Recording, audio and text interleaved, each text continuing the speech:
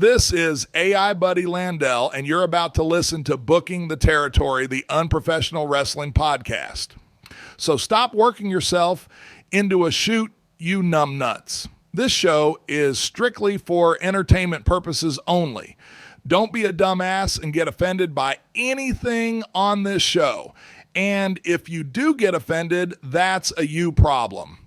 Before I throw it to the fellas for another banger of an episode.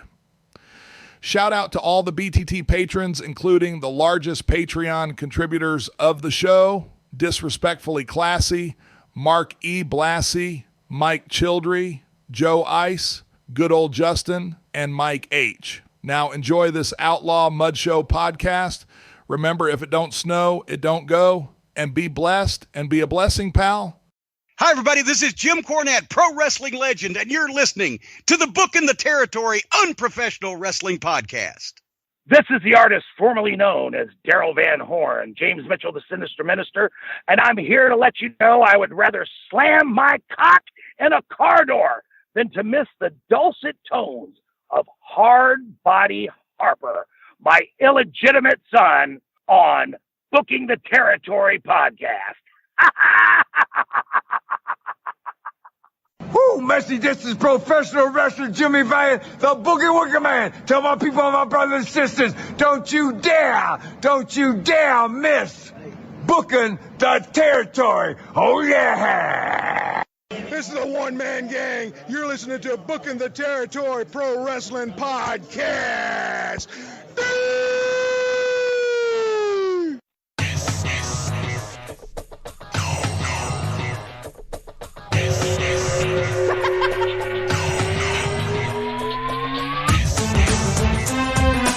Welcome back, everyone, to this week's episode of Booking the Territory, the unprofessional wrestling podcast, where today we're covering WCW Saturday Night on TBS from June the 5th, 1993. Hope you had a Merry Christmas. Want to wish you a Happy New Year. If you're listening on YouTube, please subscribe to the channel. Hit the like button on the video. Make a comment or two what you liked or didn't like about the episode. It definitely helps the channel grow, and Harper really enjoys that type of thing. If you're a patron, you would have heard a pre-show that dropped on December 11th or 12th, where Harper introduced us to this white kid that played for Southern University in New Orleans basketball team. It was a riot at the end of that show. That's just a teaser of what you miss out on Patreon. Doc, let me welcome you in. How are you? Oh, I'm doing great. So you're trying to tell me that we've already had Christmas? We talked about this last week, sir. That's a full week ago. So this is the last show of the year? Yeah. Last show that will air in 2024.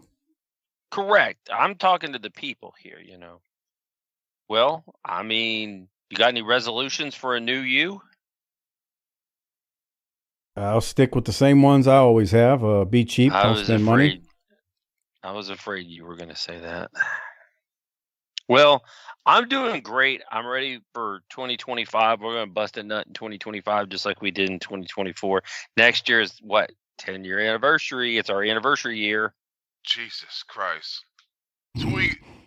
What's the 10th year anniversary gift? A crusty sock. Oh, come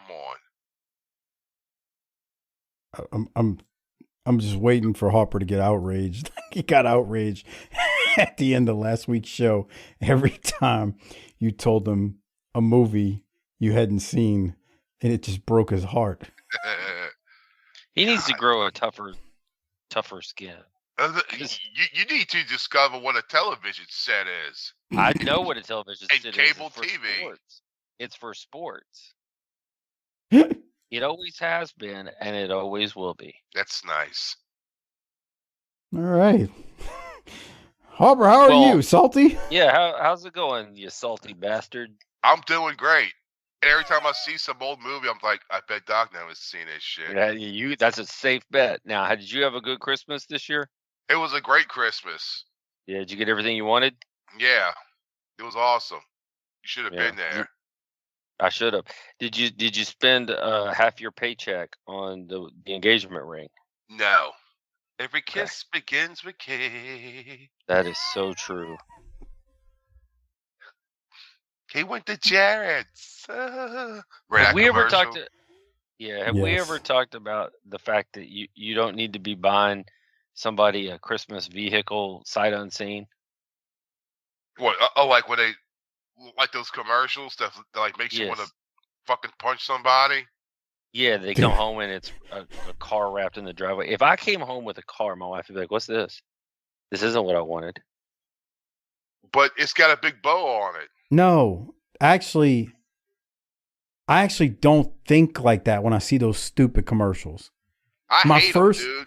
My first thought is, like, how fucking unrealistic is that? Yeah, for the normal person, the average American. It pisses people off. Like, nothing about that makes me want to go buy your product. Yeah, because it makes people go like, "Oh, you fucking rich fuck, you can buy your wife a new Lex for Christmas, bitch. And I'm buying a fucking Ninja fucking air fryer, you motherfucker." Right. But the one that kills me, they're like 28 years old, so you know it's a flimsy premise because you know they don't make any real money. Yeah. The one that kills me is the GMC truck one.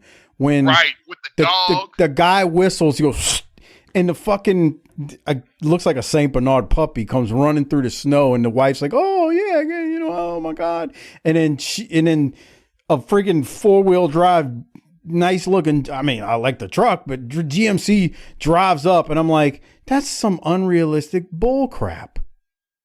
Like, it's not real. They need to show the commercial with like some guy that's already going bald sitting at the breakfast table with his head in his hands going, "Look, we need another car because we got to get to work, but I don't know how we're going to afford this shit." Yeah. Right. That's right. Merry Christmas. Right. We can't afford this and food? What the fuck? Right. You ever heard of Craigslist? Fuck. Yeah. So that's the Crusty Men segment of the week. These bastards want to tie me up for 72 months. What the shit? Bruh, and that's the thing now. These vehicles are so expensive. If you're buying these new vehicles, man, they're trying to tie you in for 84 months now because they have to stretch it out to make the payment affordable. That's fucking crazy, huh? They're no longer a car company. They're a loan shark that sells cars.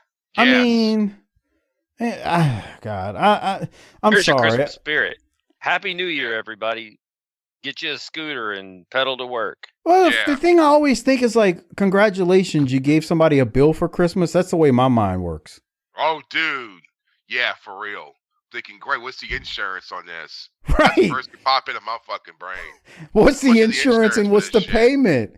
Like, unless that woman went and bought it for cash, and she said 70 grand standing on the side to get this, top of the line GMC. What's his payment going to be, and how much is his insurance? Because you deserve it. Yeah. Oh God. Right. How long's the note for? Oh, it's for 9 years. Oh, okay. Thanks. I don't want to sound like Harper, but oh God, when he kept saying "oh God," that's true, bro. Jesus Christ! All right, I got a question for you. Yeah, this is going to be a little untimely, but we're going to shift gears a little bit. It came out this week in the real world that Ziggler's brother likes to run to HR because when they're harassed, and I just want to know from a couple of real wrestlers right here that we have the opportunity to talk to. In your long tenured wrestling careers, how many times did y'all go to HR to solve your problems? Wait, what are you talking about? Ziggler's brother? Come on. Oh, what's his name? Nemeth? Ryan Nemeth, right? Bro, I have no clue what you're talking about right now, man. Well, he went to the more CM Punk stuff. He went to the HR group at AEW when he was there and said he was being bullied, and they said use it in your promo. But I just, the idea of a wrestling company having an HR group is real weird to me. I don't know. Harper, your thoughts? Yeah, of what? HR? No, that doesn't exist in like wrestling. I thought you go into wrestling to avoid the HR ever having to deal with HR. Yeah, for real. You ever have to deal with that HR? Yeah, I mean, bruh, if I can't have insurance, then fucking there's no fucking HR. Fuck you. That's Because a great don't be point. fucking half-ass real company when you ain't giving me a fucking goddamn health insurance. Wow, Harper just put on. Fuck, bruh. There you go. Harper just That's made it. the most sense out of something that you weren't even asking. Well, For real, I but can't what even he's get trying health to do insurance. is he's telling the boys to seize the means of production is what he's doing. Yeah, I can't even get there's health no insurance. 401k, There's no 401k. insurance. Oh, but you got an HR. The fuck out of here. I think the business is not the business that it was during the territories, and that's the only reason why they, quote unquote, have a somewhat of an HR, because they want to seem legitimate. I mean, WWE is a publicly traded company, but so that's why they got HR. But let's be real, while Vince was there, how up and up was the HR? You're right. I If you mean, hit up the HR, They were there to probably help weren't getting Vince. booked. yeah. Like, I mean, they're only HR in name. It's not like they operate like an actual Correct. HR department does in a quote unquote Yeah, like if you right, real like if publicly you work traded for General company. Motors or something. Yeah. I mean, like, who was it? Tony Atlas on the Vince documentary on Netflix that I still haven't finished watching. But Tony was like, he's like, hey, like, who are you gonna go to? He's like, so you're gonna go tell this person? He's like, the buck still stops with Vince. So when it comes to wrestling companies and claiming HR departments and whatnot, it's like, I don't know what you want me to say. It's not even if it's a quote unquote real HR department, is it really real? It's a wrestling company. So is that what really happened? That like AEW HR told them go cut a promo on them, or are you just messing with me? I guess. Okay. No, I'm not messing with you. Man, I saw AEW and HR department, and I really kind of got tired. But then it kind of made me mad because I'm like, if y'all two don't like each other, let's book y'all in an angle and let y'all beat each other up. And the thing is, someone told him to do that. Dude, go to HR, Oh, bitch. Well, I'll get him fired. Harper. I'm an EVP. I tell them I told you to go. Yeah, I got no other thoughts besides that, Doc. You should. So here's what you should do, Harper. You should tell the champ that y'all need an HR department at Wildcat. See what he says. That's what I'm going to do. I'm going to hit up Matt and be like, dude, you know what we need? What? The HR department. But like that would make us seem. Yeah, that'll make us legit. Yeah. That'll make us seem big time. That's how we'll get a TV deal. There you go. But we got an HR department. What the fuck? And then like next thing on CBS Friday night. Oh my God. There you go. That's the secret to all your troubles is you just need an HR department and then you build out from there. Yeah. Okay. Well, hey, I mentioned earlier that this next coming year is going to be our 10th anniversary, but 10's not the only number in terms of years that's important. Mike, I think we're the best in the world or something this week. Well, that was a hell of a setup. I got an email from Podbean, as everyone out there probably knows by now that Podbean is who hosts our show. We use their hosting service. So everything's uploaded on Podbean and then it's distributed through all the other platforms that you listen, whether it's Podcast Addict, iTunes, Spotify, all that stuff. The show eventually gets there. But Podbean is the host. So December 9th, I got an email late that night that said, "Dear Book in the Territory, congratulations. Your podcast, Book in the Territory Pro Wrestling Podcast, has been recognized as one of Podbean's top 10 podcasts of 2024 in the sports wrestling niche. This is a testament to your dedication, creativity, and the incredible content you've shared with the world." So that said, they then followed up with another email that had like the graphic on it of us in the top 10, but Cornette shows were 1 and 2. And then I won't name the other shows in between, but we were number 9. So I guess that's an accomplishment. So we're in the top 10. And how much money did we get? Yeah, Michael. I might call HR. There you please, go. Please, we need so. an HR. How much money did we get? We got what was it? $33 that time. There were a few ads running. 35 maybe. Anyway, Harper and I could have used that to buy some Christmas presents for our loved ones. Yeah, I hear you. And it fuck. Where's my badge? Yeah, because then the email said something about a badge. Which I still can't find the badge. It says, to celebrate your achievement, we're excited to provide you with an exclusive top 10 podcast badge. And I need to just go on the Podbean website and look to see what they're talking about. I know at one point we had hit 1 million downloads a few years back. They sent me a quote unquote badge for reaching 1 million downloads. But I don't fucking downloads. 1 million. Jesus Christ. What? Yeah, we're over. That's what that means. What's Jesus Christ? What are you Jesus Christ in, Harper? That's a lot of goddamn downloads to listen to us talk about bullshit. Yeah, dude just insulted his own podcast. Come That's on. a lot of downloads to listen to us talk about bullshit. It is bullshit. I mean, if we ain't the realest podcast in the goddamn room, I don't know what is. Harper's miserable half the time. He's cutting promos in his misery. The podcast that he dedicates an hour and a half to every single week now for going on almost 10 years. He's like, Jesus Christ, it's actually well over 1 million now downloads total. I'd imagine and that doesn't even include the YouTube totals, by the way. He's like, well, 1 million downloads. Jesus Christ, that's a lot of fucking time for people to listen to us talk about this dumb shit. Like, Harper just keeps it real, man. Yeah, but top 10 in Podbeans on the Podbean server. So there's that. Cornette's 2 shows were above us and several other big name shows. I'll say that. But hey, man, you got to take that with a badge of honor. And then Harper got mad at me because if you notice on the picture I sent, Doc, I circled the number 9. Harper's comment goes, why'd you have to circle that we were number 9 like we can't figure it out? This from the guy who can't pronounce Massachusetts. Ouija board. See? Ouija board.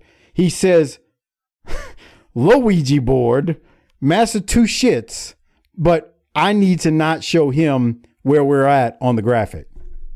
Speaking of fucking Luigi, you saw that? No. Huh? What the fuck? No, we're not talking about that. I'm not going to be on an FBI watch list. I'm sorry. Doing pending litigation. Yeah, I'm waiting not. for the meme with him dressed like dressed like Luigi from the Super Mario Brothers.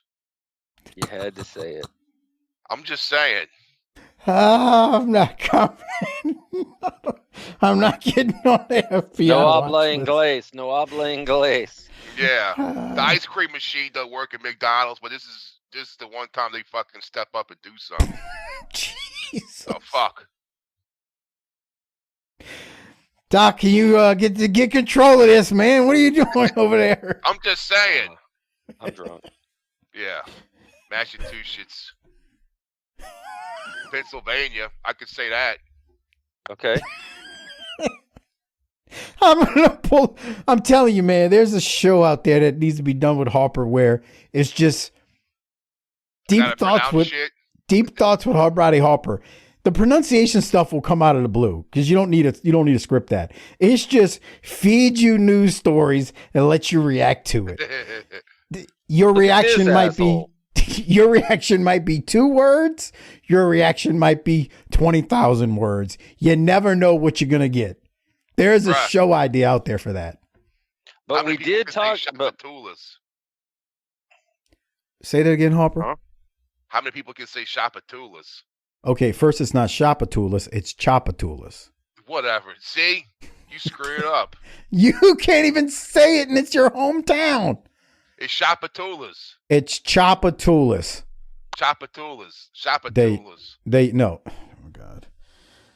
All right, Mr. Valentine's Day over there. And I will tell you this. We had a conversation about how long it would take for you to bring up that certain topic. tonight that we're not supposed to talk about. Shit, I'm in jail. Oh man. All right. I told you he would. I tell you, bro. You know what his downfall was? He went to McDonald's. No, that was not the downfall. It was He went to Starbucks. No, it was a woman. Yeah, he flirted at Starbucks and took down his mask. Exactly. If he wasn't, hey, baby, no one, he'll be off in some foreign country right now. But it was all a damn woman that got his ass caught. Hope he learned something. Well, I don't think that's going to happen again. No. He's going to be the woman at the prison. Oh, bro, they're going to love that dude because, like, that's his first time in there, bro. I'm on mute because my brother-in-law is going crazy. He must have just walked in the house and the dogs are going nuts. So, feel free to filibuster, Doc. They want justice for Luigi, right? Is that what they're barking? Yeah.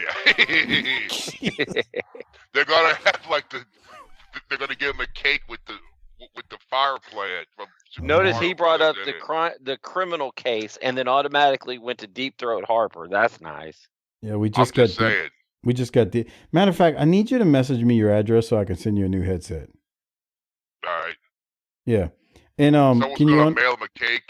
They're gonna sneak the little mushroom in there. Power up, or yeah, he gets bigger. Mm-hmm. Is there any way you can while I take care of some business, unplug that headset and plug it back in because you really do sound bad. Okay, yeah, we're number 9. The fuck? How did we ever get that? Yeah, why did you change the topic? All right, Doc. What else you got while Harper's plugging and unplugging? Whoa. We're getting close to the Clash, so I think it's about time to talk about the Clash, right? Okay, you're supposed to lead me into, we got one new patron this week, Rob B. Oh, I forgot all about that. Yeah. We have a new patron and I think even potentially a 5-star review, if I'm not mistaken.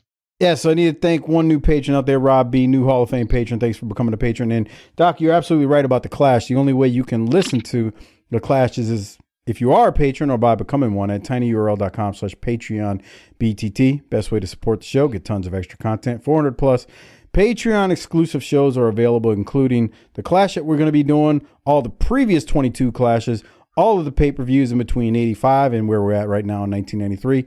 The JV Goon Squad shows, the World Class shows as well. tinyurl.com/PatreonBTT. Great way to support the show and get tons of extra shows while doing so.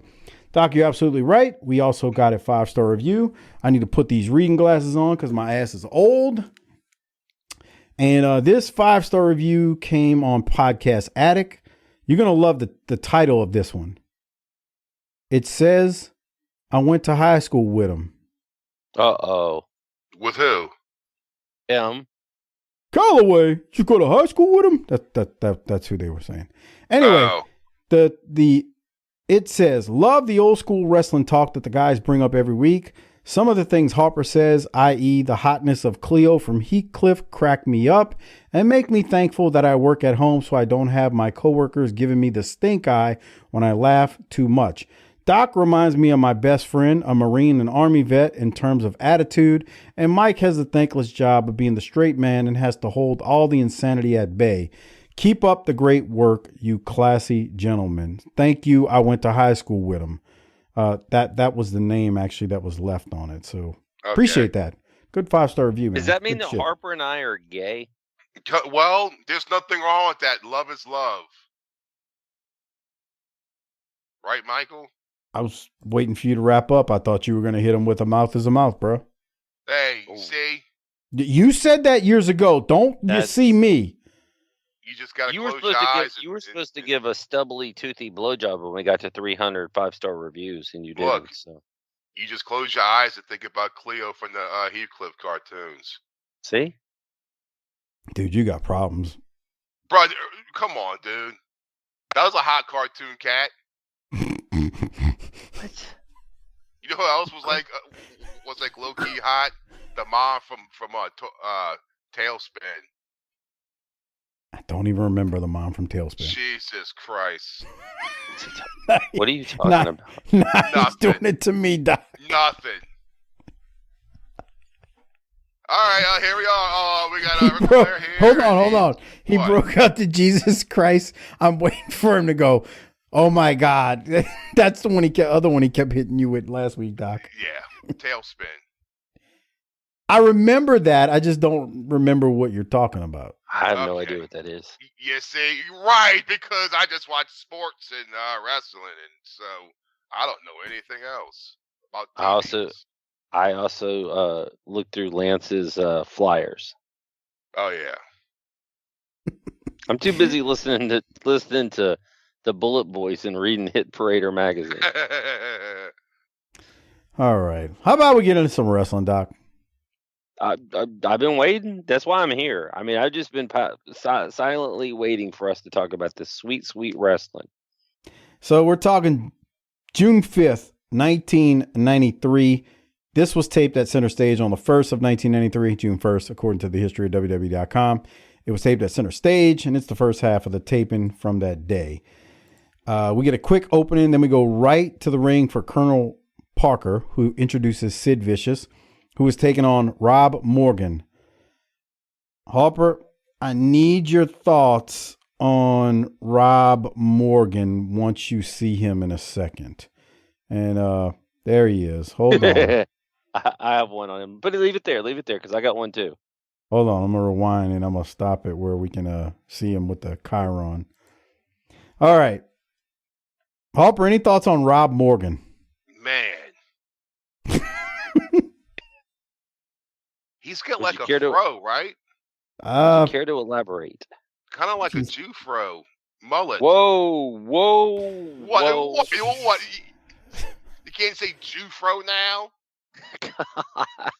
I mean, I guess you can't. I mean, I know we've got a lot of Jewish listeners, and you've said this before, and they haven't been outraged by your lack of sensitivity. You did talk about the dreidel last week, so that probably makes it okay. Yeah, and that candle. Okay, can we get back to Rob Morgan? Top 10 podcasts. Here we are, Rob Morgan. I bet it looks like he beats his wife.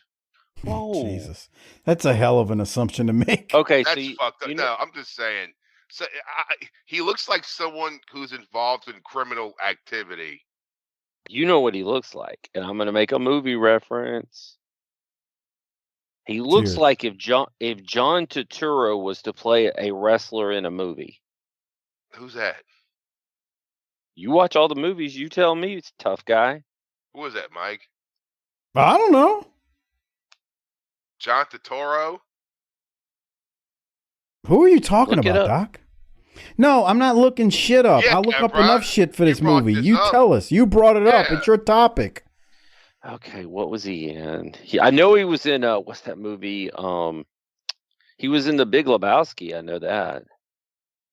Oh, right. He was Jesus.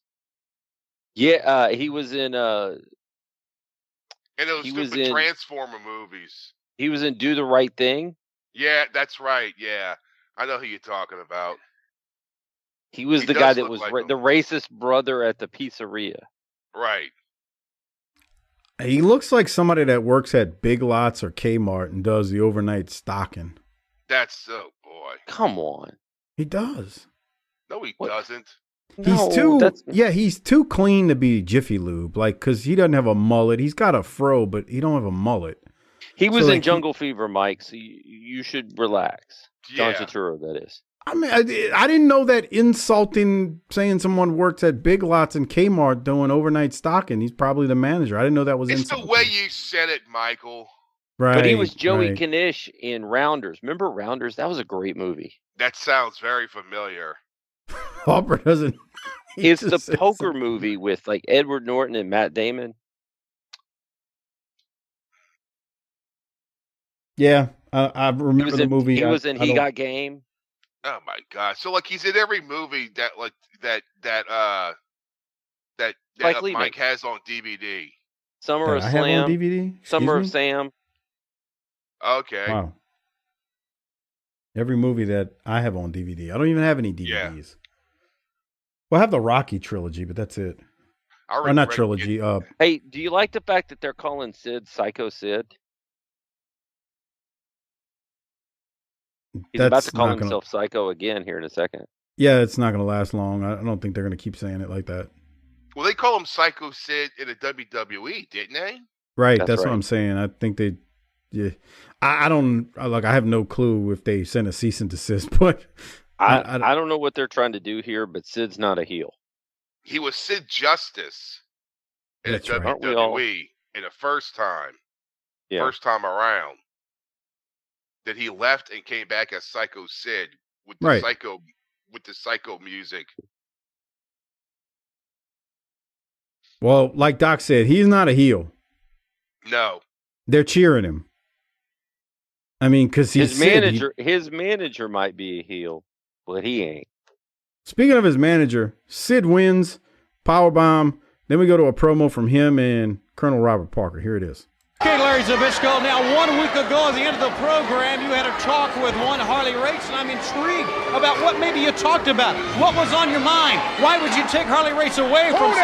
Hold on, Tony. Tony. You just all caught up in the excitement that Colonel Parker takes with him every place he goes. That's all it is. You want to hear what's happening with me?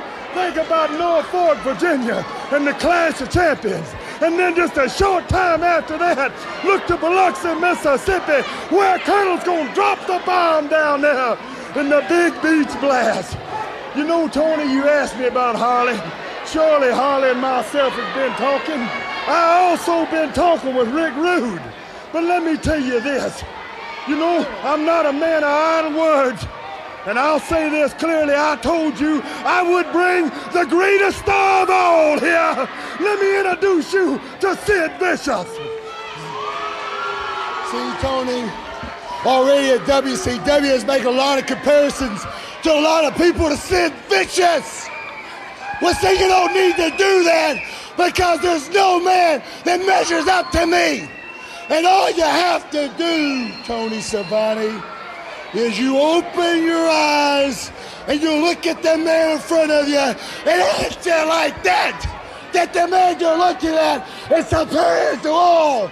This man fears no one. Yeah, some people call him Psycho Sid, but most people call him Sid Vicious, the man that rules the world. Good day to you, Tony. I thought it was pretty meat and potatoes, but, you know, it's fine. Doc, your thoughts? Is Robert Fuller is he the greatest underrated talker of all time? I never appreciated it till I've seen this. Because I think back then I just saw him as a big old redneck guy. Well, you didn't appreciate him in Smoky Mountain? No. What I'm saying, like, with this WCW gimmick. Gotcha, yeah. Everybody's thinking like, oh, it's made him a buffoon. He was like, I made more money and did less work than I ever had in my career. What, you know? The greatest line he ever uttered was on what's his name show years ago. Terry Garvin Sims. When he said that Kevin Von Erich, he told him that they were doing more work than this job required. Yeah, I guess they were in USWA. Yeah. I can't remember. I think they were in Sportatorium. Yeah, and Kevin's wanting to like, I thought it was Kerry, but I don't remember. That's not important to the story. Whatever one of the Von Erichs it was just wanting to do too much. And Robert Fuller in that Robert Fuller voice goes, son, you want to do more than this job requires. And that's just the greatest thing. I mean, you just imagine it like, you know, by that point, there's 300 people in a sportatorium, 500 maybe, which is not, I mean, it's not like the heyday. And he's just like, I'm not doing all this. This is much more than the job required. And he said it while he had a cigar in his mouth, a beer in his hand, And he was playing cards of some sort in the back. Yeah. I'm sure. Yeah. Robert Fuller. I thought it was meat and potatoes, though. It was fine. It's just. He's great. He really is. Well, this next promo, after Larry and Tony bumped their gums for a minute talking about the next clash that's coming up in a few weeks that we're going to be covering here, tinyurl.com/Patreon is how you can listen to it. Are you bringing in Crockett for that, or do Harper and I get to do it? No. You I got the A-team. No, thanks. Oh, what's that supposed to mean? The starting lineup. Mm-hmm. Wow. No, last week when we talked about the A-team, you called them a bunch of buffoons. Yeah. No, we called the U.S. Army a bunch of buffoons because nobody could track them down. No, I didn't say that. Yes, Don't put that on us. We have a lot of. No, we've got a ton of people out there that served our country, and you're not going to besmirch their names. Here we go with you trying to spin doctor dumb shit. Kiss Army. Exactly. These colors don't run, pal. Right. We were talking about the military in the show, not the real military, you fucking buffoon. Support our troops. All right, Remember here we those go. Bumper stickers during Desert Storm? I do. Bro, like as a kid, I kept thinking, who's not supporting them? like who's like, fuck these motherfuckers? Right, it wasn't the Vietnam era at that point, right? We always had wondered because those bumper stickers were everywhere. Support our troops. I'm thinking, okay, who is not? Everybody wants to pretend that they're walking uphill both ways to school. In the snow. When they live in a tropical environment. All right, let's continue. This next promo, Harper, I just need you to look at it. Just look at the assassin. I cannot watch this man anymore without thinking about what you said. Here it is. Wait a minute. The masked assassin is here.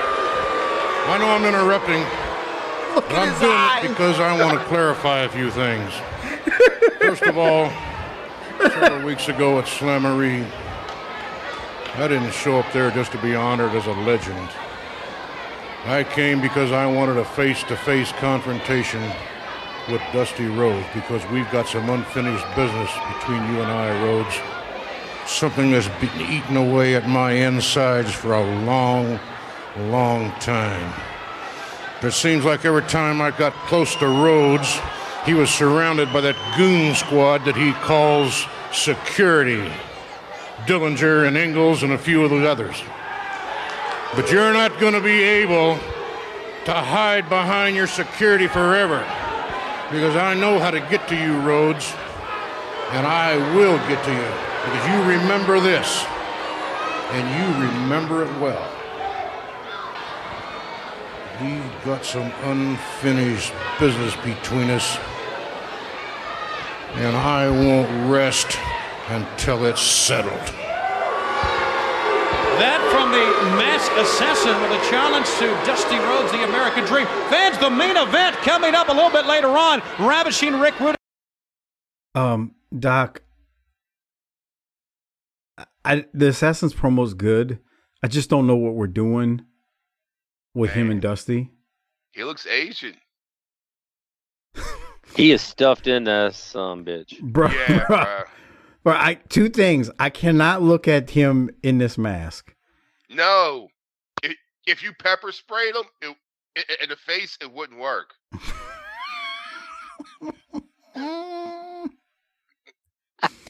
I mean, look. He looks first like off, he got bit. He got bit by what? He broke up. He looks like he got stung in the head by a bunch of wasps and has had an allergic reaction and then had to cut a promo. Yeah, it's like he stuck his head right in the goddamn nest. Say, hey, y'all, watch this. I mean, his eyes are literally smashed together by the mask. And his neck is just spewing out. Right. It's spilling out of the mask. It's like he filled a bucket up outside, one of them 5-gallon buckets. And you know how like you fill it up, and you could see the water like literally over the level of the ledge. It's just enough where the bucket still holds it. And it's like just waiting to overflow. Yeah. Bruh, his face is just overflowing from that poor mask. Bruh. I think he'll get a new mask. Right? Yes.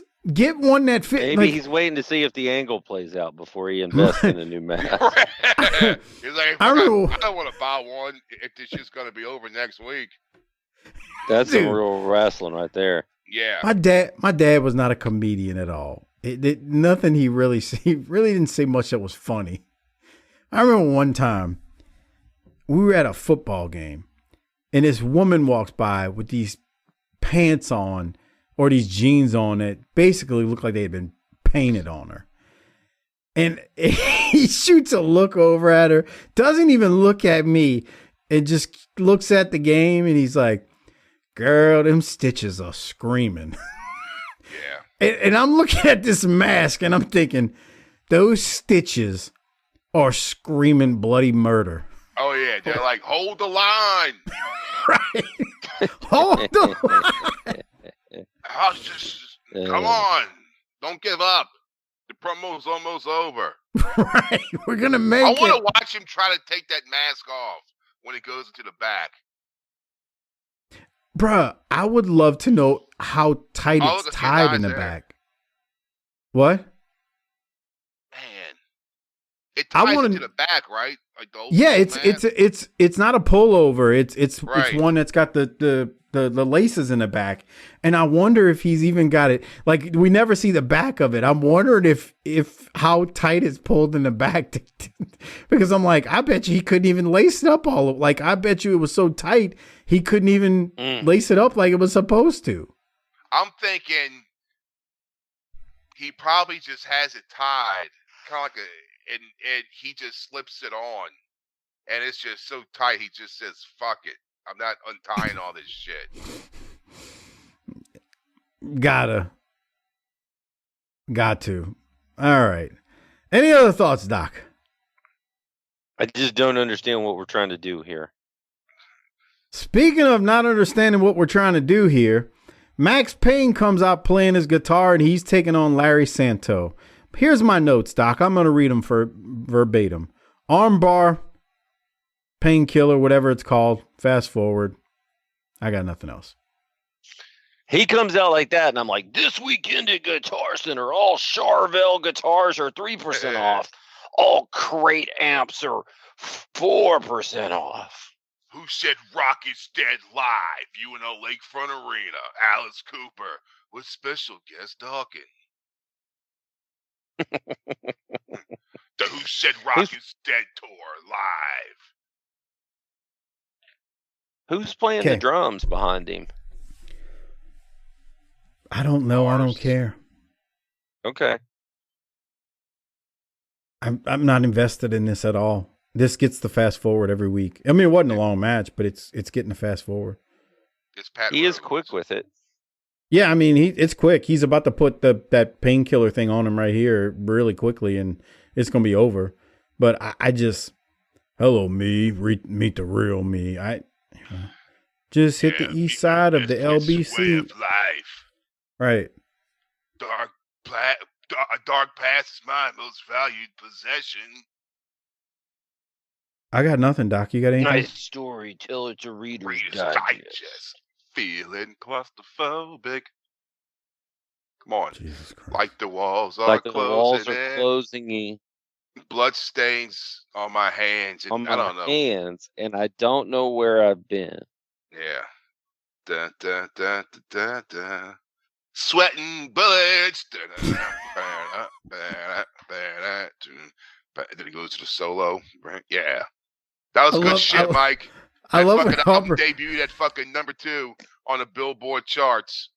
I love when Harper, the note that Harper hits whenever he does the sweating bullets thing. He's like, sweating bullets. He hit, there's a note. I don't know what the note is because I'm not a musician. Sweating bullets. See, there it goes. Dave Mustaine. Dave Mustang? Yeah, Mustaine. Smooth up in ya. I caught one of his pigs, Doc. Where? At the Lakefront Arena? It was at House of Blues they played once. Back in like 98, 99. Nice. Yep. Anything from the post-match promo with Max Payne, Doc, before we get to this glorious next segment? Maybe I said maybe he should just stick to reciting Megadeth lyrics. All right. I need to prep Harper for this next one. Harper, You can't be what ready. happened? Harper, you aren't Can't ready. what? You can't be ready. I don't know what. Run. Harper, do you remember what happened to Cactus Jack? Right. When Power Vader bomb. beat the shit out of him. Yeah, power bombed on the concrete. They stretched him out. Remember all that? Mm-hmm. And he got All right. amnesia. Well, no, we don't know if he's got amnesia. That was what Crockett kind of spoiler alerted us there. He didn't spoiler alert us. He kind of told us what was going to happen. But all I said was wait till you see these vignettes and video packages. That said, And I'm not going to say here we anything. are. I'm going to hit play and just be ready to talk about it on the other side. All right, fans, back on WCW Saturday Night. Before we go to our next match, it was right here on WCW Saturday Night where we all saw the severe injury at the hands of Big Van Vader to one Cactus Jack. Since that time, he was sent to a hospital, sent back home, and then sent to an institution for further observation. We've sent a reporter to check out the condition of Cactus Jack. Can't you tell me anything? Thank you. This is Catherine White reporting for WCW from the hospital where Cactus Jack is under observation. Or should I say was under observation. I've just found out that Cactus Jack is no longer here, and no one seems to know what's happened. I haven't been able to get any information from the doctors or the staff, but I can tell you this. This is no ordinary hospital. Apparently, the physical effects of Jack's brutal beating at the hands of Big Van Vader are no longer the concern. What we are dealing with now is a man with serious psychological problems who's left the hospital without authorization. A dramatic new chapter in the story of a man who once was WCW's most fearless wrestler. And the title of that chapter? Where is Cactus Jack? Cactus Jack? Yeah, I know where he is. Wait a minute. This man says he knows where he is. Excuse me. Could we talk to you? Gotta eat now. Whopped around 15 minutes. Oh, this will only take a minute. 60 seconds? Yeah. Crease my blanket. Oh. It's nice and neat. I'm sorry. Will you still talk to us? Yeah, 40.8 seconds left. You said you knew where Cactus Jack is. Yeah. Well? Not well. Definitely sick. Definitely sick. He's not well. What I mean is, will you please tell us where he is? Cleveland. Down Cleveland. Cleveland? Cactus Jack is in Cleveland? No. Atlanta. Atlanta? No. Atlantis. Atlantis. Underwater. He's got gills now. Thank you. Uh-oh. There's Jack. Jack? Oh, he is here. Come on, Bill, follow me. How's this, okay? Jack! Jack! You're not Jack.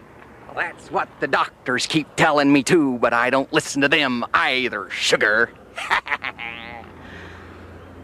Okay.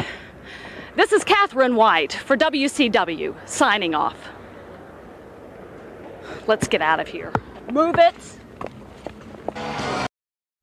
Get ready, boys, because that's not the only one like that we're going to see. Fuck.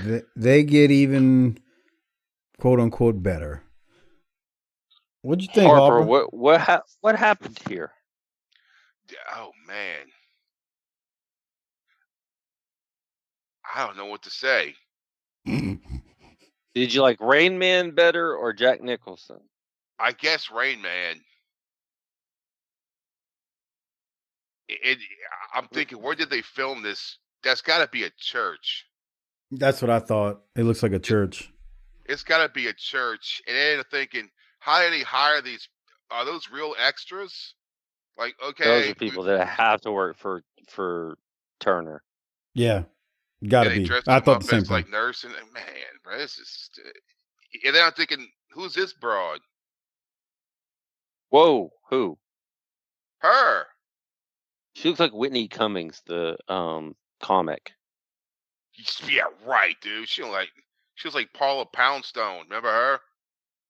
Yeah, she was in WCW too, wasn't she? Yeah. Poundstone.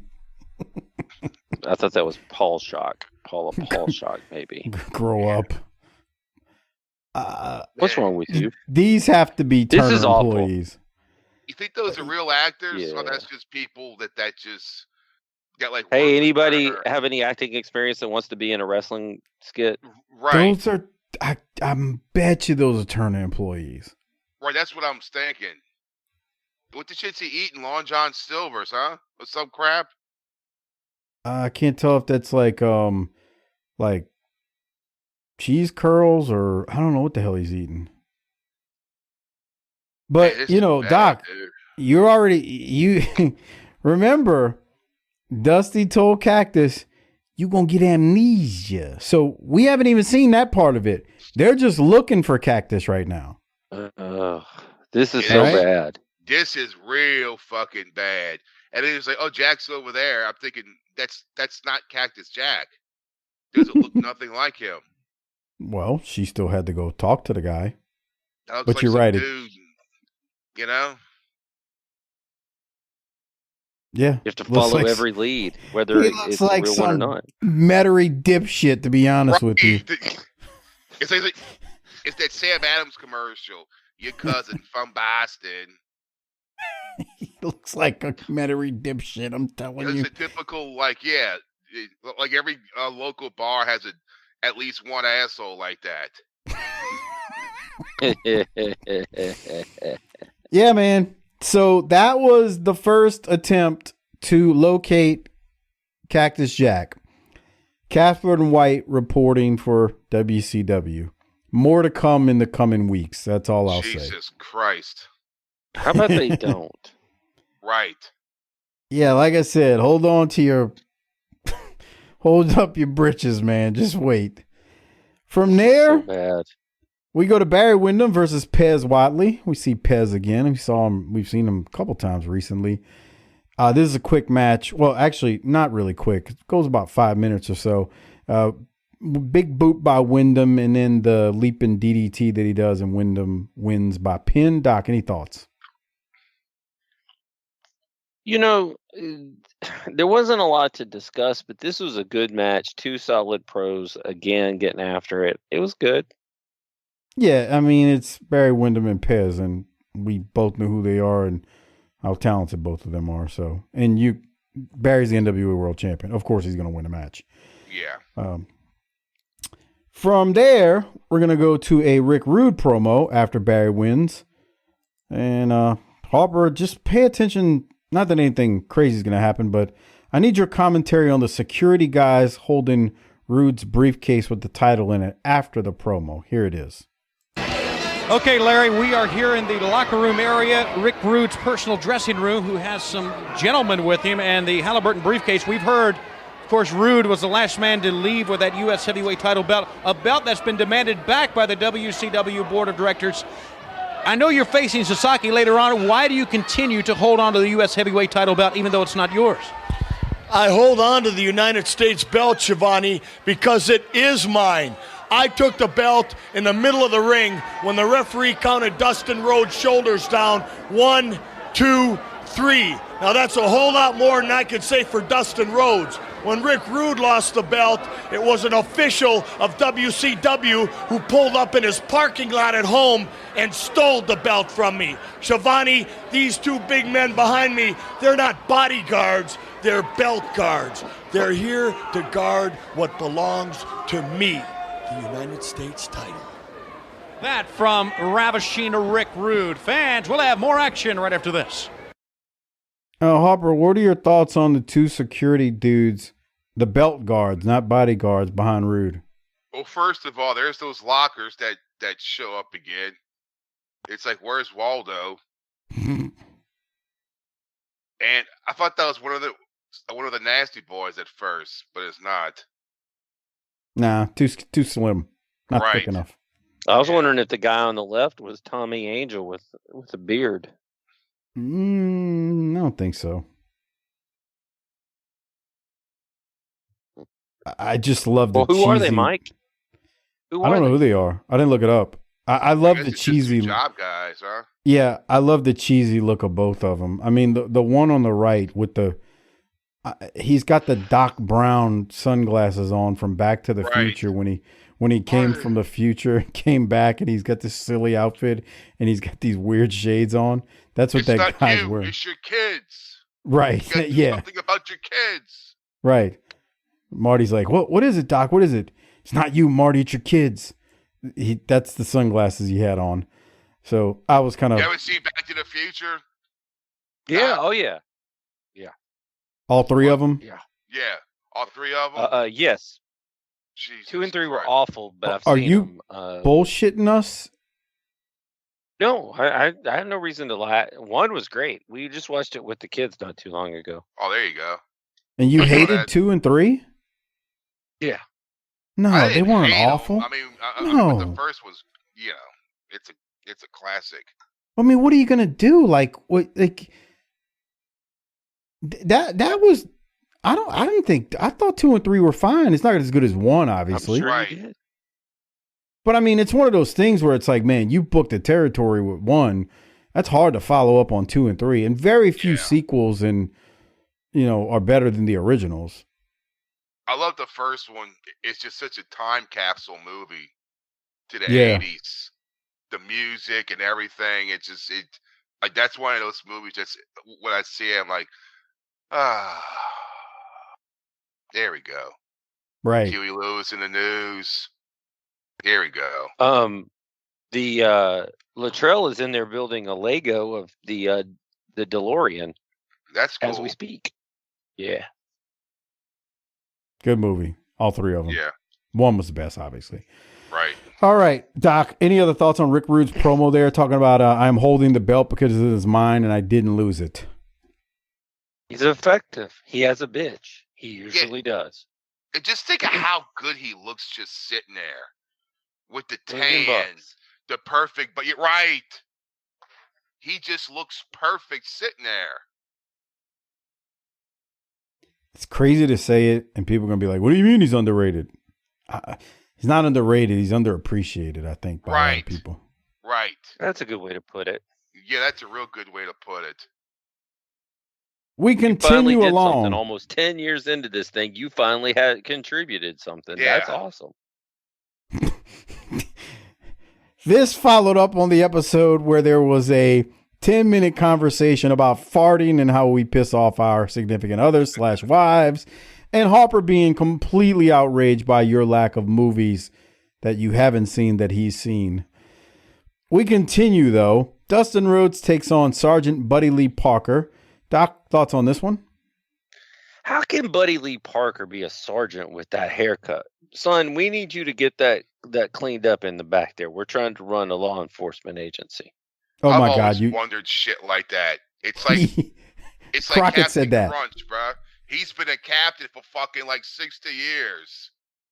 First of all, when's he gonna fucking retire? And how come he hasn't getting fucking promoted? Sometimes you just stall out. Yeah. Sometimes you just stall out on the journey, and you're just cool. Mike and I say this all the time, man. Until the robots take over, you need somebody dependable to push the button down at the shoot job. That's right. A lot of truth in that. Doc, not everybody has to be president. Did you listen to the episode that Crockett did a few weeks back? Because Crockett brought up this exact same thing about how can Buddy Lee Parker be a state trooper with a haircut like that? Okay. Why are y'all talking about it like it's real? Maybe he's like an undercover cop, like on 21 Jump Street. Oh, good idea. That's a good one. What was that movie, Rush, back in the late 80s, early 90s with Jason Patch? Yeah. That was a good movie. I know those cops have beards now. Did y'all's cops have beards?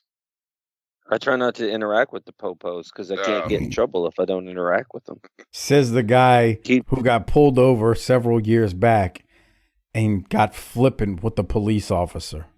I asked him if who wanted to get the mayor on the phone first. No, you had a brake light. Yeah, and I asked him. I said, "Do you want to?" I just left the high school at an event, and I'm trying to get home with this kid in the back. Do you want to have a race and see who can get the mayor on the phone first to deal with this? And he had an attitude with the dude, and then he tells the dude, "You broke 3 laws just to pull me over and tell me about a light that I already know about." Boy, you must really be white to be mouthing off like that. He showed that white privilege like a motherfucker. I am the honkiest honky that ever honkied. I'm going to get off tonight and go eat a mayonnaise straight from the jar. Mayonnaise. Mayonnaise. I do that. Mayonnaise. It pisses off Tiffany. Jesus Christ, you're disgusting. Whatever, Mike. All right. Doc, thoughts on Dustin and Sergeant Buddy Lee Parker? Slick finish, decent match. He slid right into the Bulldog, I think. Slid right into it? Whatever. Yeah, come on. Hell of a choice of words there, Doc. I mean, what are we doing here? Fuck. I'm waiting for you to call the action, but apparently you're not. Oh, no, I was just getting your opinion. All right. So the finish, here it comes. It's a big backdrop by Dustin. Larry says, "How's the ozone doing?" when he hit that backdrop that he hit. And then, like you said, Dustin hits the Bulldog for the win. After that, Dustin's going to cut a promo. Any thoughts on Dustin's promo, Doc? Yeah. Let me summarize it. He addressed Rude holding the belt, literally physically holding it, have possession of it. He tells Rude, "I don't want any hand-me-downs." And he says, "I signed a contract for Beach Blast. Rude, you need to sign on a dotted line and we'll do it there for the belt. You name the stipulation." So it wasn't bad, meat and potatoes, but it was fine. From there, we go to a match. It is Paul Orndorff and Dick Slater versus Junkyard Dog and Jim Neidhart. And I just want to say, nobody wanted to eat a pin here. That was my thoughts on the match. Doc, what did you have from this one? And you keep cutting out, but I'm going to tell you right now, this is like 1985 called. I didn't say anything important. Look at this. Look at this. Uh-oh. When he puts the goatee on Tony? You need this. Look at that. That's classy. Every dog needs a bone to chew on. I think Tony found his bone. Now you see how I feel when somebody... I can't do that voice, man. That hurts. I got a request. So Larry's talking about all these guys as tag team partners. Tony told Larry in the middle of this match, "You wouldn't know. You never got along with any of your tag partners." You're shooting off at the mouth. Yeah, I heard that. I like how Dog comes in. They try to get him to sell, and he's like, "Nah, I'm gonna no sell this so I can get back to Neidhart and tag out." That's what I was saying. It was 4 guys who didn't want to do nothing. I'm going to tell you this, though. I like this more than I expected to. Really? Yeah. Okay, tell us more. Was it? It was all right. Okay, well, here's the finish, and I'll let the people be the judge. We got a hot tag to Dog by Neidhart. Dog comes in. He's on a roll till Slater gave him a shot. Dog is then dumped to the outside. Paul Orndorff then is outside kicking Dog while he's down. Ref is bumped on the inside of the ring. The match is totally out of control. All 4 are fighting on the outside. Pee Wee calls for the bell, throws out the match. And my only thought was, this is for people nobody wanted to take a pin. And the fans ain't into it. They're sitting on their hands. Look at them. What are we doing? I didn't think people were sitting on their hands. Yeah, they are. Look at them. Harper, are they sitting on their hands? Yeah, they're just sitting there chilling. Yeah, wait till the end. This is the finish. Is it? Yes. What are you Nobody talking gives about? a damn about what's happening here. See, now they got a dog out there in the back with some big boots. Look at those big boots. Bruh, See, you got there's one somebody person clapping in the background. What's wrong with you? There's 100 people in the scene right now, and Doc's comment is, "Look, somebody's clapping." Man, it's 1993. We're hemorrhaging money. That's a big win. Oh, see, we almost had the dog get pile driven into Cactus Land. Now, All they're 4 all teams out there. are counted out. This is terrible.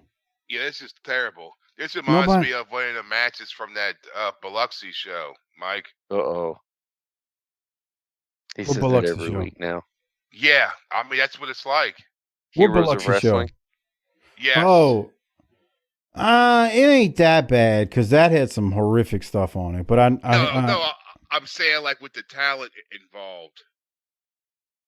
Yeah, but at least Jake's not out there stroking his anaconda. Whoa. Oh, what? We can't say that now. What are you like? Right? You shouldn't do that. You shouldn't. Stroking his anaconda? It's not becoming of us. Yeah. Okay.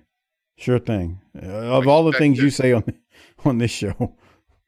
But at least I'm trying to get better. Look at you. You just stay down in the filth. Great job. Well, Harper, let's keep moving. Ricky Steamboat is taking on. Jesus.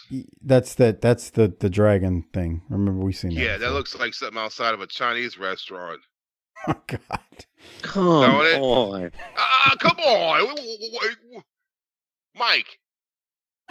You know what I'm talking about? Like the fucking Chinese restaurants that always got some big dragon. Are those fucking some fucking Asian? I thought they always had traps where they could catch the neighborhood kitty cats. Oh, come on, sir. They're called Asian restaurants. No, they're Chinese restaurants, dude. Bro, that's just as Chinese. Okay. It's just Chinese, Michael. Okay, I got you. Unless it's like Korean barbecue or sushi. Right, and then it's a Korean barbecue place. Thank you. What's so hard about that? I love how Doc. You can't get Mandarin chicken at the goddamn sushi place, Mike.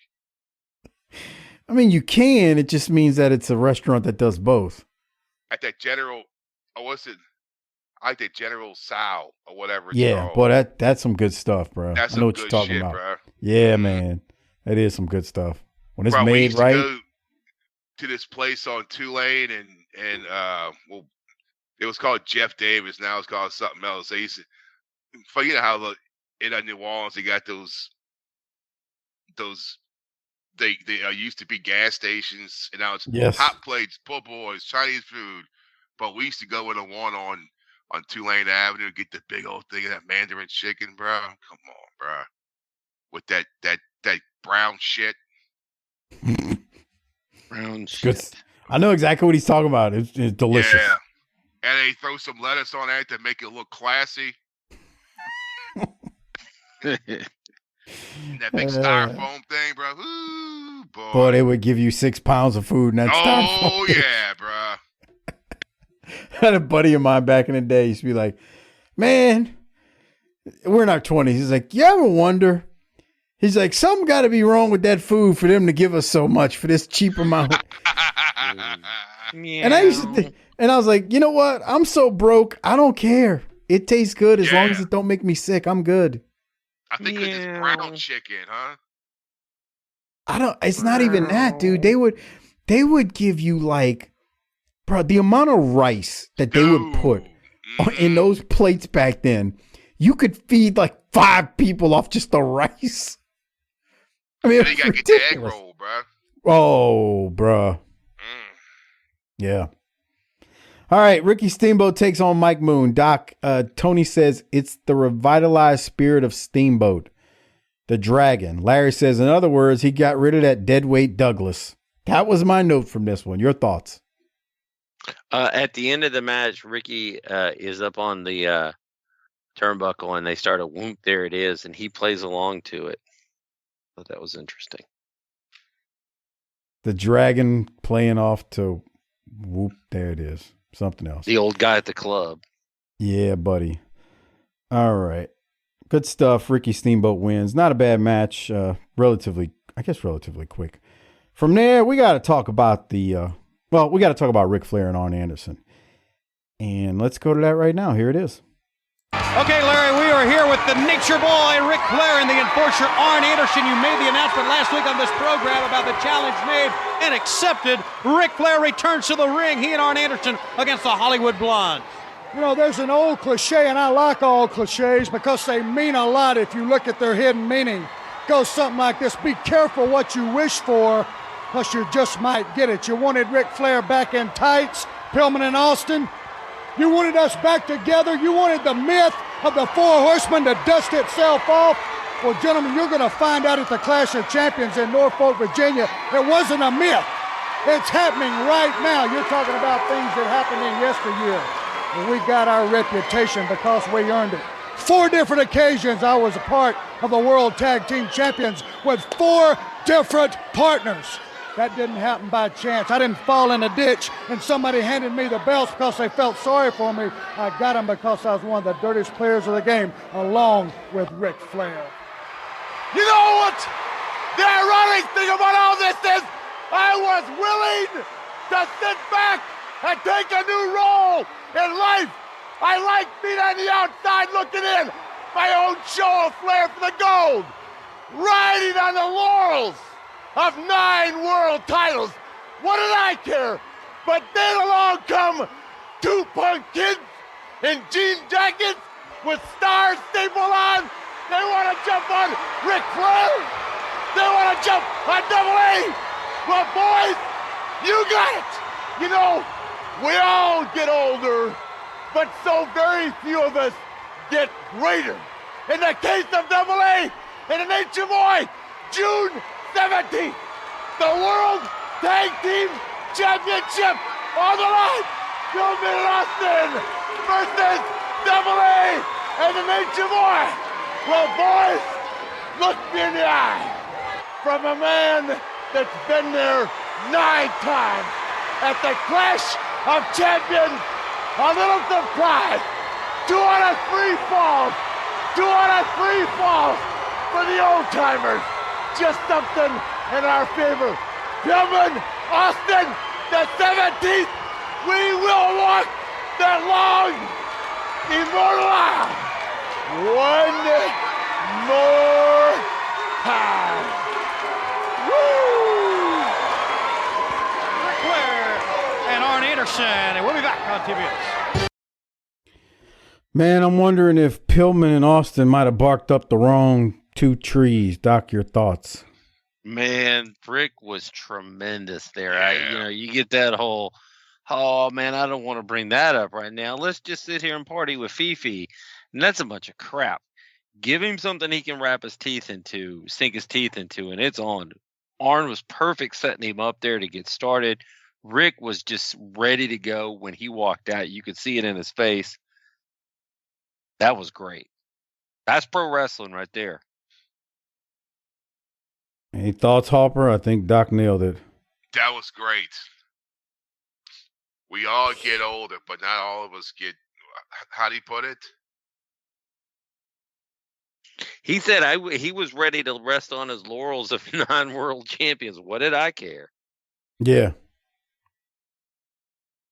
I mean, look, there's the thing. They were showing Pillman and Austin respect, and Pillman and Austin were the ones who started being disrespectful on a Flair for the Gold. I mean, and boy, just wait till the end of this show. They go off on a high note. I'm dying to get there. So let's continue, because keep what Flair and Arn said right there in the back of your mind. And then when we get to the end of the show, we're all going to be going, oh, this is A+, and that gets the Rolex or Toot Toot. So there's that. Let's continue after Flair and Arn's great promo. Go to Barry Windham and Teddy Long.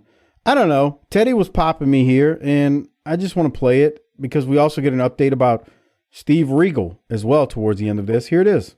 Saturday night, always good good to see the Godfather, Teddy Long. And Teddy, I tell you, every time I turn around, there's a letter coming to you from some organization around the Atlanta area, but nationwide, the work that you've been doing on behalf of WCW. We're very proud to have you with us. And what you up to now? Well, Tony Schiavone, the first thing I need to let all the homies know is that Tony Schiavone and Teddy Long are in the house. And one thing I want to let all the kids know right now, we must stop the violence. We must stop the killing. We must get the drugs out of our neighborhood. We must turn to each other and not on each other. And I'd like to thank World Championship Wrestling, Ted Turner, former President Jimmy Carter for all the support that they've given me. But Tony, the thing that I'm out here tonight, the big excitement is June 17th, live Clash of the Champions from Norfolk, Virginia. My homie, Too Cold Scorpio, he will meet Barry Windham for the NWA title. And buddy, I've got just one thing to say, that Too Cold is an extensive training today. Listen, I'll tell you what, I listen to this enough, and I've got something to say about it. I'm gonna make short work of Too Cold Scorpio, and I tell you what, Teddy Long, your opinion means nothing to me. And in Norfolk, Virginia, Too Cold is going to be really too cold that night. Tony Schiavone, Barry Windham, he's so crazy. But the thing I want to say right now, Windham, if you want to come out here and diss me, well, let me tell you something. I've got another opinion. On June the 17th at the Clash of the Champions, Too Cold Scorpio will be the new NWA champ. What in the world do we... What do we have here? I don't know, Teddy. Excuse us. I have come to deliver a very important message. Hear ye, hear ye. It has come to our attention that World Championship Wrestling and its fans have shown an inordinate amount of affection for a British citizen who can at best be described as a commoner. While we understand your appreciation of all things British, we would like to elevate your taste by offering you an example of the civility, gentility, and nobility found only in a true aristocrat. To this end, prepare yourselves for the arrival, 1/2 fortnight from today, of Lord Stephen and Sir William. We expect you will treat them with the dignity they demand. Thank you. Anything like that before. Wonder what's going on. Well, this is World Championship Wrestling, and you never know. That's exactly right. Let's go to the ring. Thanks a lot, Ted. I love Teddy. I ain't never seen anything like that before. What's going on? Okay. Couple different things to unpack there, Doc. Your thoughts on it? Man, why they gonna interrupt the brother twice? Yeah, when he brings up Jimmy Carter, a former president. He's trying to stop the violence, though. Yeah. I mean, as I've said a million times on this show, you could say things like that back then, and people wouldn't immediately proceed to be worked into a shoot. Why do you hate violence so much? Right. Anyway, Teddy. I love when he opens the promo. He's like, me and Tony Schiavone in his house. He's so crazy. Yeah, he's so crazy. All right, so I thought the end of this was cheesy with this British person coming out and announcing the arrival of Lord Steve. He doesn't say Steven Regal and Sir William, but Teddy's reaction was priceless. What the hell's going on out here? He's like, what's happening? This was the right thing to do in terms of making Regal a heel. But Doc, what did you think about the announcement of that? We didn't know what that was at the time, but when you look back at it now, you realize what's happening. Seems unnecessary and cartoonish. Yes. No, you had to do something because you couldn't just roll him back out there as Steve Regal. I mean, there's got to be a different way. Yeah, this reminds. It almost reminded me of when I would watch Pee Wee's Playhouse with what was the guy, the King of Cartoons. I don't remember that. I remember Pee Wee's Playhouse, but the King of Cartoons. Yeah, they had the King of Cartoons. It was the black dude, and he's all kinged up with the crown and the whole outfit. And and if I remember right, he'll like, the king of cartoons, and he'll come into the Pee-wee's house and whatever, play some little cartoon or something. If I remember right. You remember that, Doc? No. I know that it's a thing. I can't really put Right it together though. But I used to watch some Pee-wee. That was some good shit. Yeah, dude. Bro, Pee-wee's Big Adventure, the shit, bro. Well, I never saw that. I'm talking about the What show. the fuck? Here we go. Oh, God. 1987 that came out.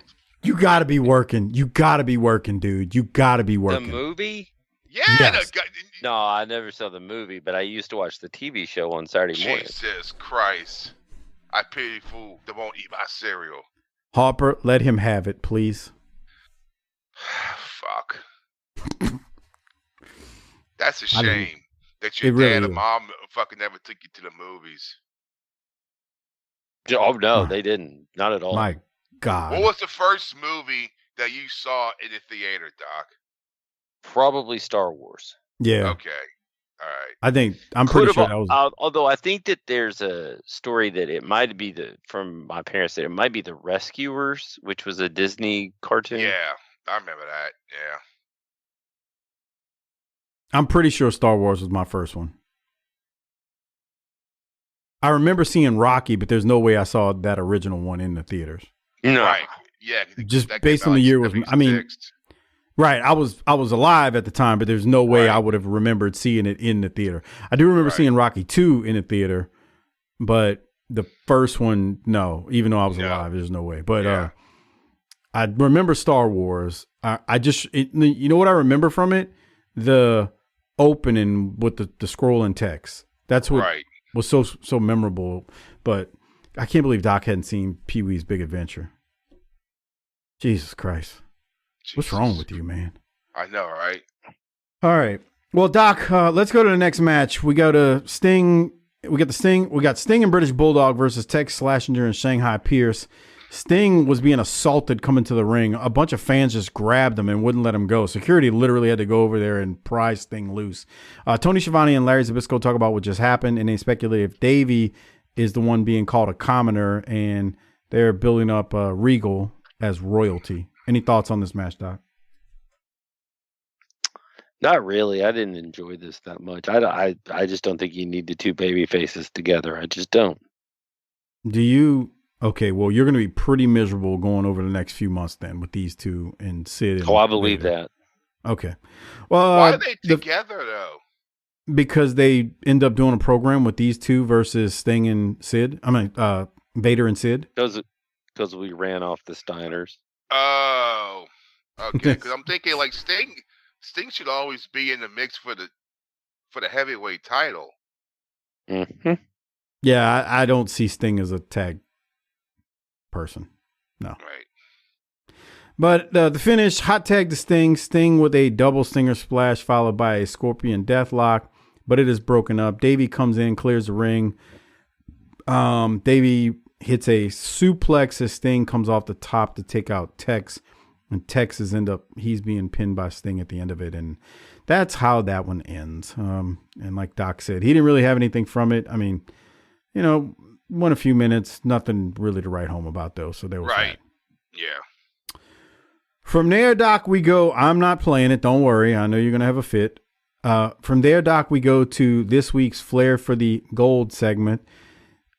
This week's Flair for the Gold is with Johnny B. Bad.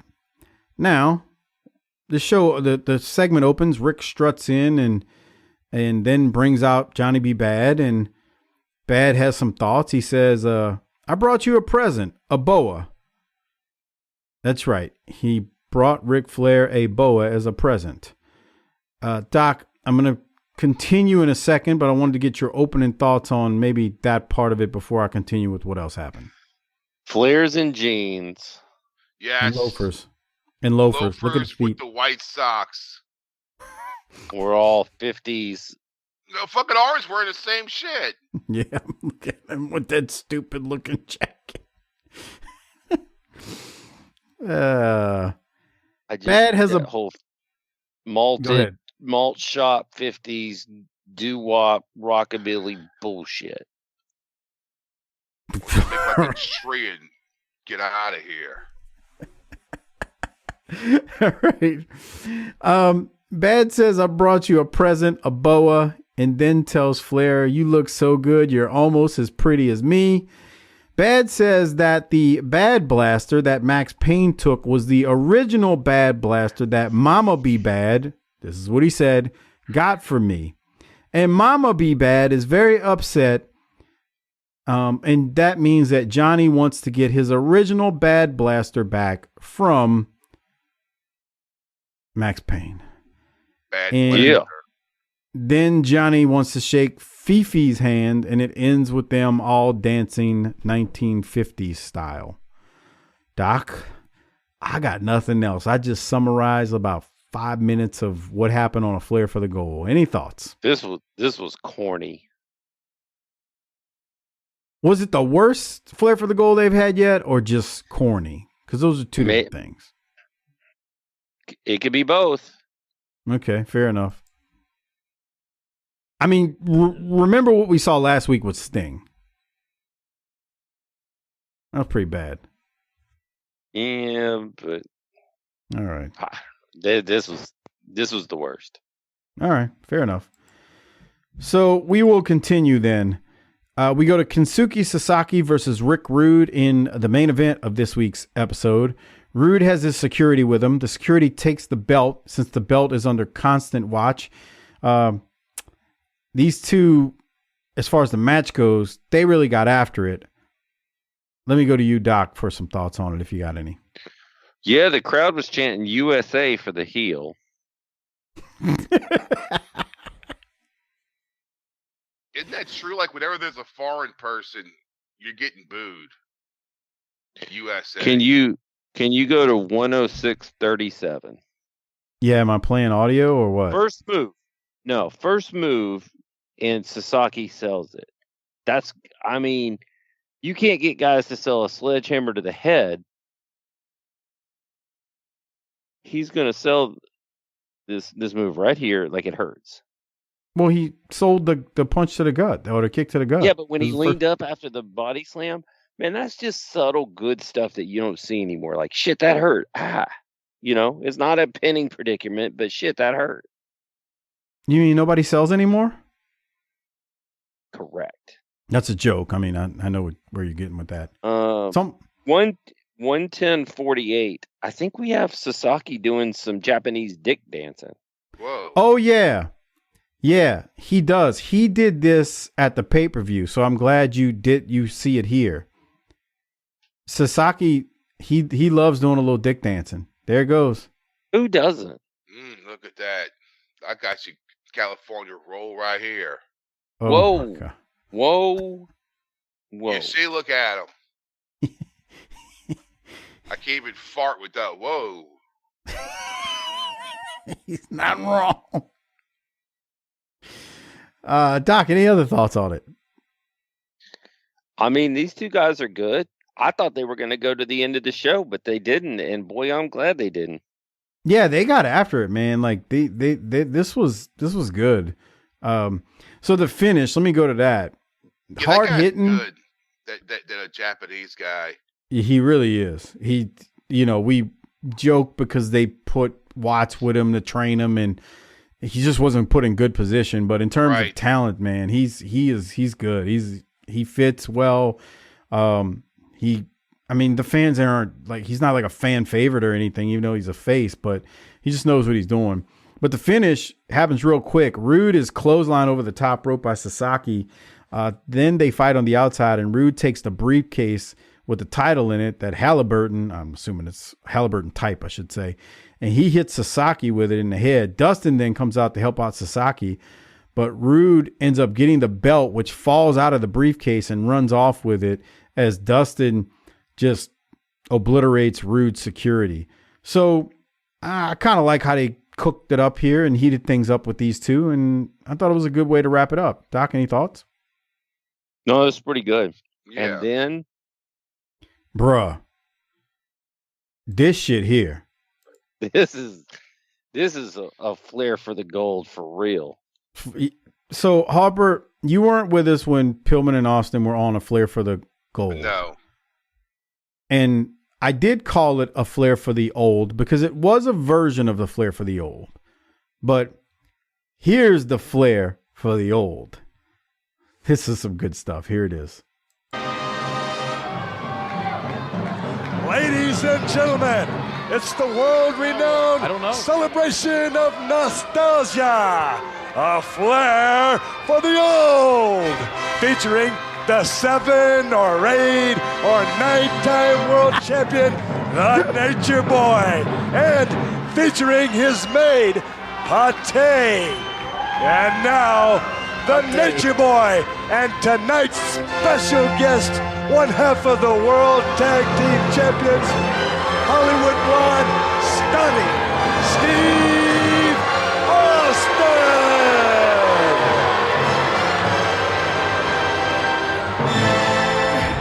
Thank you. Thank you very much. I'm very pleased to announce that we have a special segment of a Flair for the old. Here we are, Nursing Home Paradise, live here on in Technicolor. And I know before we go any further, I'd like to give that moment every red-blooded male in America will love, and that's right. Take a deep breath. Let's bring her out. Pate, their maid. There she is. There she is. Woo! Oh, you sex kitten, you. It's one of the little perks being a host of the show. I'm very pleased to announce my special guest, one half of the World Tag Team Champions, Stunning Steve Austin. Let's bring him out.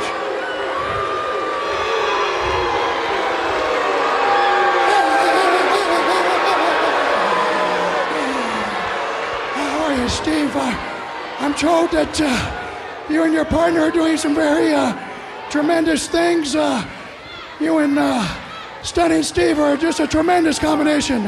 I'm Stunning Steve. What was that? I'm Stunning Steve. Anyway, Steve, you could maybe tell the great fans out there some of the great things that the Blondes are doing with this tag team. Well, I feel like with a partner like Flying Brian, the Hollywood Blondes can go. The Hollywood Blondes can go as. Hey, wake up! The Hollywood Blondes can go as far as they want to in tag team wrestling. Pardon me, Steve. I believe it's time for my medication. If you could hold on 1 minute, please. Please hold the microphone for me. Let me do that here. Open up. Thank you very much. Yes, I suppose you're wondering about that medication. Well, it's all legally prescribed. And, a little nitro for the Alzheimer's. And I got some vitamin E in there, too. What they say helps keep the old pencil sharp. I wouldn't know about problems like that, but what I do notice is that the set's the same, but your best friend, your right-hand stooge, there's Mr. Stooge right there. I've got to say, Double A, it's a shame that the Nature Boy has to suffer of old age like this, but I've got to say, looking at that body, the last time I saw a body like that, it had an apple stuffed in its mouth, and it was roasting over an open flame. You like the barbecue? Huh? Well, let's see. Ooh. Well, they're going at it now, and we expected as much. Arn Anderson, we're almost out of time. Arn Anderson's in it with Steve Austin. Here comes Flying Brian with his cane. Hit it with a cane. Fans, we're out of time. We'll see you next week. Here comes Flair. See you next week. All right, before I throw it to you, Doc, and get your thoughts on this, because I thought this was phenomenal. Just for the record, Ric Flair is 44 right here. Arn Anderson is 35. God, wait, what? Pillman is 31. And Austin is 29.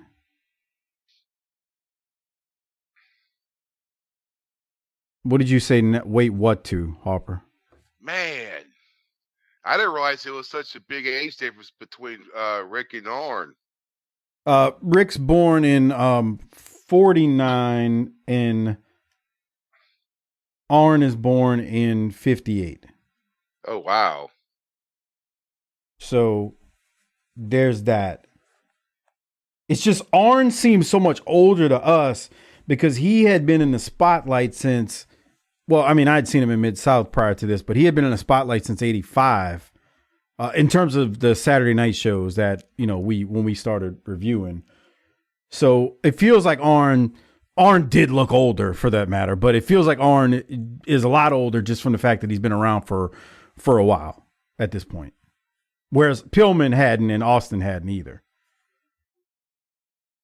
That said, Doc, your thoughts on this?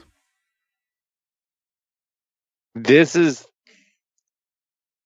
a great study in where humor works in wrestling, and in the same episode where it absolutely doesn't. Right. Now, what I want to know is why is this different than when they did the NWO did them a couple of years later? Yeah, I was thinking the same thing.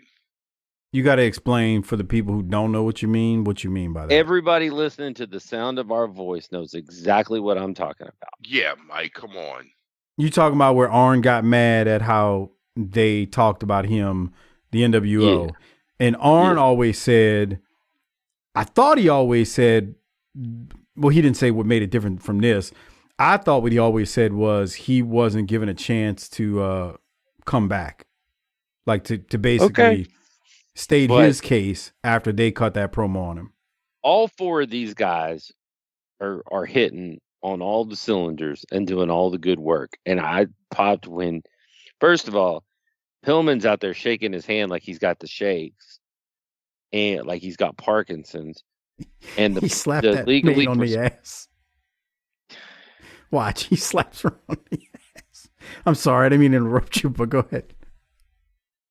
He's great in this. Austin's great. He told Arnie he looked like a pig. Yeah. The last time I saw somebody like that, they had an apple in their mouth rotating on a fire. That's nice. That's super nice. Wait. This is great. This is good stuff. You can draw money with this. Right. Austin shakes Pillman's hand, who's Flair, the old Flair. Flair. Pillman like bends the knee. He can't hold himself up from the force of Austin's handshake. The other thing I don't think y'all noticed at the very beginning of it, did you notice the Flair for the old sign? Yes. Look when she puts it up. It says Flair for the old. Flair is spelled Flare. Yeah. Ah, man. I hope that was on purpose. It was. It 100% was. Man, Pillman is a star. A star. Look at Shivani. Okay, and here's the other thing Shivani we didn't talk is about. Just disgusted. Yeah, look at Shivani's mannerisms. He's scoring without the ball here. Flat out. He sees Pillman comes out. He shoots him this look. He rolls his eyes. He's covering his face like, I can't believe this dipshit. He waves his hands. He's like, are you serious? Are we really about to do this? And Shivani is like, I'm not even going to hold the mic. I'm just going to give it to him. I'm not dealing with this. This is so good. That's what he does now. Yeah, come on. Yeah, true. The other part of this was they did something with it. It wasn't just them out there doing that. Arn comes out and confronts them, and they end up brawling. Didn't spend much time before he was ready to throw hands. He didn't come out there and jawbone. It was like, oh, really? So we can do this? All right. This was phenomenal, man. Yes, it was. Now, did you realize the ages of them? Sort of. I did, but only because we've talked about these ages for so long. That's the only reason. It's just crazy how Flair is 44, Arn's 35, and Pillman and Austin are only 2 years apart, but they're really not that far away from Arn. Arn just seems so much older. Yeah. Right. All right. Well, on that note, Doc, I'm sorry, Harper, what are your thoughts? What were your thoughts on this segment? You heard what Doc had to say and I had to say. What about you? Yeah, I was thinking, I mean, they had to sign off for this, right? Surely. I was thinking the same thing. So, like, this didn't piss y'all off, but the NWO segment did? I think it was more, well, I don't know. I don't want to relitigate that, but I guarantee you Arn and Rick were fans of those two guys and were willing to do business because they knew that they were chosen for that. I could swear Arn always said with the NWO thing, his biggest problem was they were allowed to say that, but then something about he wasn't allowed to respond. I think it was also the fact that they made him a drunk. That too, probably. But, you know, like, I hate to say it, man. These guys, Harper knows this. We talked about this before on this show and offline. Pro wrestlers have selective amnesia when it comes to what pisses them off and what everything is a work, but they will work themselves into a shoot for certain things. Like you always make fun. We don't talk about families. And we can go back to 1985 and see numerous examples. And Arn has said that, we don't bring families into it. But yet we can go back to 1985 and see numerous examples of families being brought into it. It's not that families shouldn't be brought into it. You should probably check with the first person first before you bring the family into it. But they always brought families into it. Into promos, talking shit. It's the selective outrageness of it. Oh, that's kind of like society. Anyway. See, Doc, you got me started. Oh, wow. I didn't do anything, man. Harper, don't blame your craziness on me. Harper, any other thoughts? No. This was good shit though, man. I tell you. Yeah. This was good. All right. So before we hand out the awards, the Rolex Toot Toot and rate it, I want to remind everyone the only way to listen to us cover Clash 23 is by going to Patreon, tinyurl.com/PatreonBTT. A great way to support the show, get tons of extra content, including this Clash, all the clashes before it, the pay-per-views from 85 to 93, so on and so forth, all available on Patreon, tinyurl.com/PatreonBTT. And while we're still technically in the month of December, you can gift a Patreon membership to someone or anyone, or if your wife, your spouse, significant other, whatever it is you lay down with at night, doesn't give you what you want or didn't give you what you wanted for Christmas, say, look, I wanted this. You didn't get it for me. Send them the direct link and they can gift you a Patreon membership. That link is in the description of the show.